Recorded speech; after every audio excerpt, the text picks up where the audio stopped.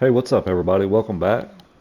I've been getting a lot of people messaging me about my wheel settings for my T300. Um, so we're going to go through them today. I'm going to kind of give you an idea, um, kind of what I'm running. So obviously the gameplay is on advanced. I got manual transmission, all that stuff. I got my brake smoothing on high. Um, Everything else is pretty much self-explanatory. Um, I got my driving aids. I got everything set to expert. Um, Everything's zeroed except like the draft effect and stuff like that. But somebody else asked me, how do you turn the AIs off in practice? So if you go right here where it says AI, where it says AI cars in practice, you can put however many you want. I always turn it down to zero. That way I ain't got to worry about it. But that's free if you wanted to know, how to turn that off. So here's my options here, my steering range. I've been playing around with this. I went as high as 70. I went as high as low as 30. I know on Heat 5 I run a real low steering range. Here I'm finding like right in the middle seems to be better for me. Um, I don't really like a real sensitive wheel. I like to have a lot of tug in it. Um, so I got that set at 50. Force feedback I got set as 50 as well. I had it higher when the game first come out because we didn't have the center and spring and whatnot, but um, 50 seems pretty good for me.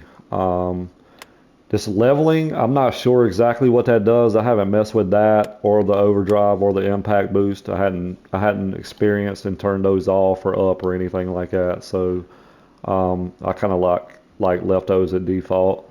I do run the centering spring on. I know some guys on Heat 5 didn't run a centering spring. I can't run it. I got to have that centering spring on, so it just helps me feel more comfortable in the wheel. Um, Here, I got everything set to custom. I got the non-linear set to 15. Um, I'm not real sure what this does either. I pretty much left all this the same as what it had on default. I know some guys are turning everything all the way off. I haven't tried that yet, but I might experience around with it and try it. But this seems to be working for me. The braking I left at 50%. I kind of dropped that down a little bit. The brake rate, non-linear I left at 25. Dead zones I got at 0. My throttle I got at 80. I know sometimes I play around with this a little bit on the throttle, on the rate. I usually do that sometimes if I'm like at a real short track like Martinsville and places like that. That way it kind of keeps you from spinning the tires. I might drop it down to like 40, 50, just where it's just not mashing it all at once.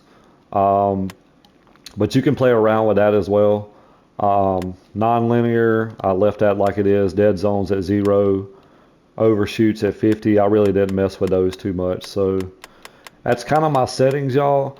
I'm gonna play around with some of this stuff, and if I find something that's better, then I will repost another video and let you guys know. But hope this helps you guys, and I will see you on the next video, y'all.